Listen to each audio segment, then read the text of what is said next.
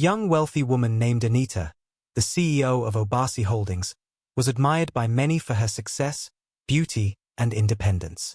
Yet, behind the walls of her luxurious mansion, Anita was plagued by a constant fear that no man had ever truly loved her, only the wealth and power she carried. Despite her influence and riches, Anita longed for something simple and pure, genuine love. One day, she decided to take a drastic step to find it. Anita devised a plan with her best friend, Bella. She would strip away every trace of her wealthy identity and live like an ordinary girl.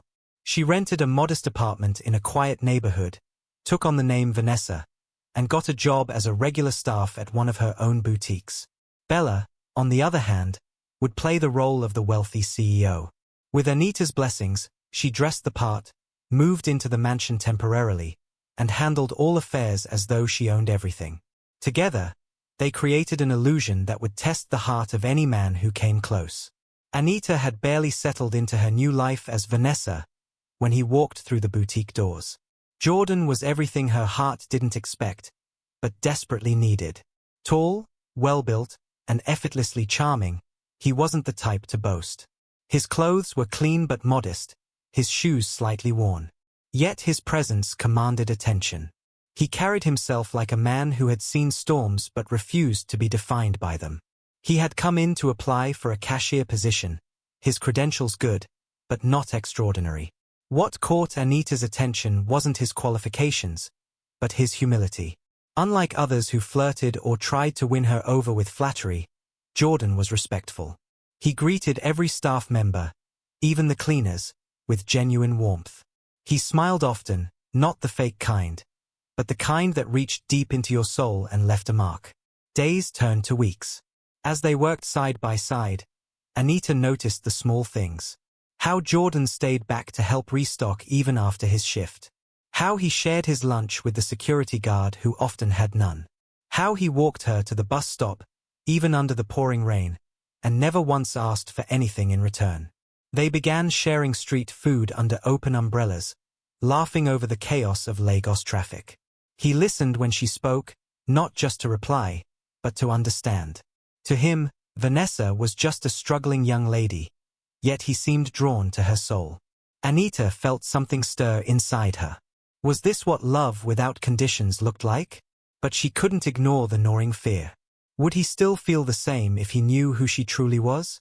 Would his warmth remain if the walls of her world, her wealth, her identity, came crashing down? So she watched, waited, and fell, quietly, hoping Jordan would pass the test not even he knew he was taking. Little did she know, fate had already begun to shift. The evening sun melted into gold as luxury cars rolled up the driveway of the mansion, Bella's borrowed mansion, where she posed as the wealthy CEO. The atmosphere was dazzling. Classical music floated through the air. Crystal glasses clinked. High society mingled effortlessly under designer lights. Jordan arrived, dressed in his only well-ironed native wear. The compound overwhelmed him. Fountains, polished marble tiles, uniformed staff moving about in quiet efficiency. He was in awe. He hadn't wanted to come. It was Vanessa who encouraged him, smiling softly as she handed him the invite. He thought she just wanted him to see the big world. He never imagined it would change everything. When Jordan stepped into the main hall, his eyes landed on Bella, draped in an elegant wine-colored gown, diamond earrings that caught the light, her posture proud and graceful. She was the picture of wealth, confidence, and power. And Jordan's world tilted. She laughed softly with a group of businessmen, her voice calm but commanding. People looked at her like royalty. She was the kind of woman men worshipped, the kind of woman who could open doors with just a nod. To Jordan, it felt like standing in front of a gate he had been dreaming of all his life. Bella noticed his gaze, and she returned it. With slow, deliberate steps, she walked toward him, offering a smile as seductive as it was calculated. The crowd around them melted. The music dimmed in his ears. And for a fleeting moment, Jordan forgot. Forgot the rainy walks with Vanessa. Forgot the shared laughter over roadside roasted plantains. Forgot the warmth of a woman who never showed him gold, but gave him peace. Bella didn't need to try too hard. Every word she spoke wrapped around Jordan's ego like silk. She spoke of power, business, travel, things he had only dreamed of. And when she called him a man with potential, something inside him shifted. By the end of the night, Jordan wasn't beside Vanessa.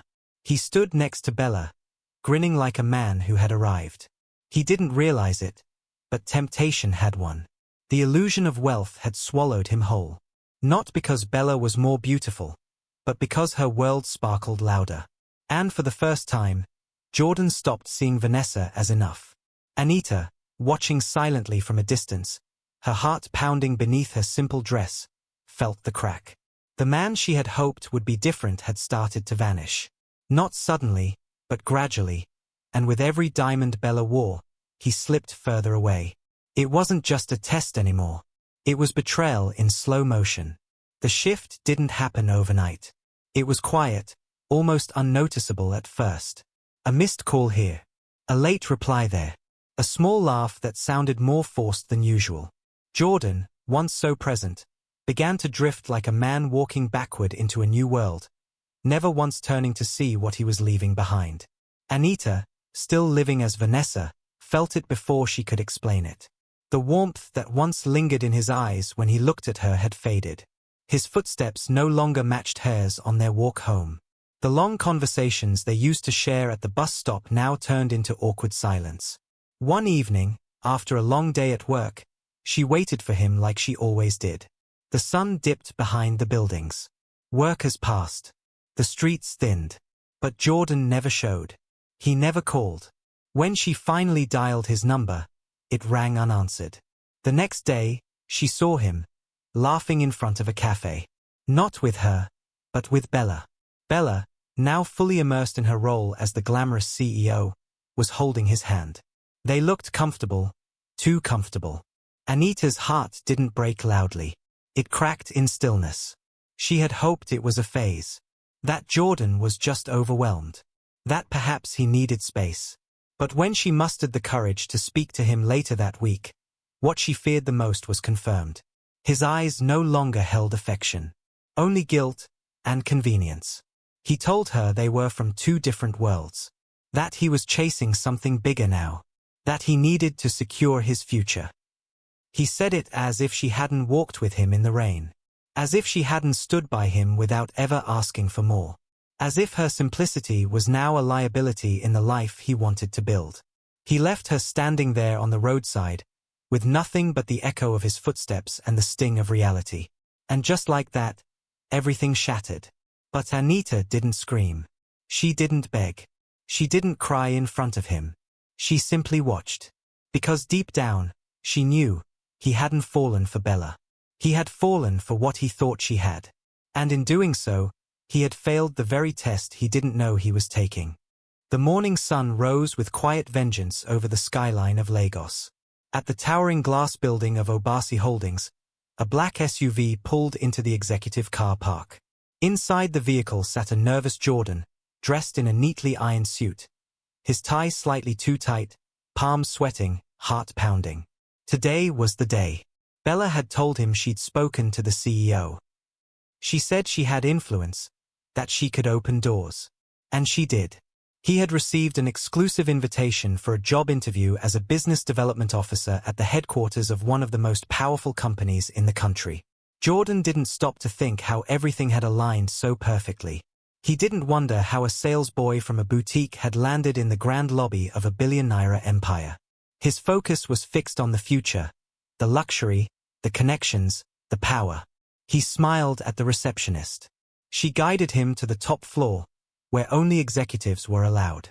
The air changed as the elevator opened, colder, cleaner, heavier. He stepped into the waiting room. The walls were adorned with gold-lettered quotes about vision and legacy. Beneath one, a large frame displayed a woman's portrait. Familiar. Soft brown eyes. Confident smile. Strong, regal posture. He stared at it for a moment. The face looked like Vanessa's. Before he could piece the puzzle together, the doors to the boardroom creaked open. A voice called him in. And there she was, seated at the head of a long glass table, dressed in an elegant navy blue power suit. diamond-studded pen in hand. Her hair neatly packed, her posture unapologetically powerful. It was Anita. Not Vanessa. Not the humble boutique girl.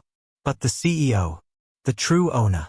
The woman he had thrown away for illusions. The room fell silent, yet everything screamed. His feet froze. His heartbeat thundered in his ears. She didn't raise her voice. She didn't look angry. In fact, her calm was more terrifying than rage. She gestured for him to sit. And as Jordan obeyed, shame wrapped around him like a noose. Reality hit like cold water to the face. He had left a queen for the image of a throne. He had chased wealth, not knowing the poor girl he rejected owned the very empire he now begged to enter. His memories betrayed him in quick flashes. The bus stop walks. The suya under moonlight. The girl who shared her last naira with him. She was never poor. She was never beneath him. She was everything. And he was nothing but a mirror of his own greed. Then Bella walked in, silent. Her head lowered, guilt in her eyes. She had played her part in the deception, but now the truth lay bare. There was nothing more to pretend. The meeting ended without drama. There were no shouts, no insults. Anita didn't need them. Her truth was louder than any words. Jordan was offered a lower position, not out of pity, but as a reminder.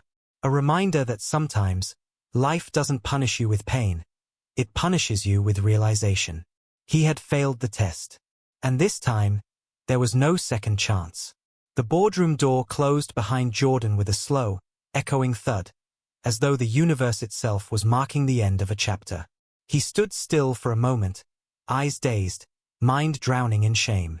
The silence in the hallway was deafening. The lift ride down felt like a descent into his own guilt. Each floor number that lit up above the elevator door felt like a countdown of every mistake he had made. From the moment he first saw Bella in that mansion to the second he turned his back on Vanessa. Now, reality stared him in the face. He had chosen glitter over gold, status over soul. And in doing so, he had thrown away something far more valuable than money, genuine love. He reported for duty the following week, not as a manager, not as a rising star, but as a junior administrative assistant tucked away in the logistics department. His office was a small corner cubicle near the back staircase. He now worked in a company owned by the same woman he once considered beneath him. Each morning, he watched her from afar, Anita, walking with confidence through the executive wing. Sometimes, their eyes would meet for the briefest moment. She never looked bitter, just resolved, as if she had closed a door and swallowed the key. Meanwhile, Bella had distanced herself. Though she had played the role of the wealthy woman to help her friend, she hadn't expected to fall into the trap of her own performance. Now, caught between guilt and pride, she could barely look Jordan in the eye. But life has a cruel way of rubbing salt in wounds. One day, as Jordan stepped out into the staff car park, he saw Anita again, laughing. But this time, not alone. A man stood beside her. Daniel, the company's driver. Quiet, respectful, dependable. The kind of man who never flirted, never overstepped. The kind who had once offered to walk Vanessa home from the boutique just to make sure she got there safely. Now, he was beside her, holding her hand. They walked toward the black SUV together. She smiled freely, the kind of smile Jordan hadn't seen in months. Daniel opened the door for her, helped her in, then slid into the driver's seat with calm confidence. Jordan stood frozen. Not because he wanted her back, but because he now knew exactly what he had lost. Not a woman of wealth, but a woman of worth. The true consequence of betrayal isn't punishment. It's living with the knowledge that you were the architect of your own heartbreak. And for Jordan, that knowledge echoed louder than any insult ever could. Love isn't proven when the lights are bright and the table is full. It's proven in the shadows, when there's nothing to offer but heart and honesty. Anita didn't lose a man. She uncovered his truth. And Jordan didn't lose a woman. He lost a world that could have been his. If only he had seen her through the eyes of love, not the lens of greed. Sometimes, God allows betrayal not to destroy us, but to reveal who was never meant to stay. True love doesn't chase riches. It recognizes worth, even in silence.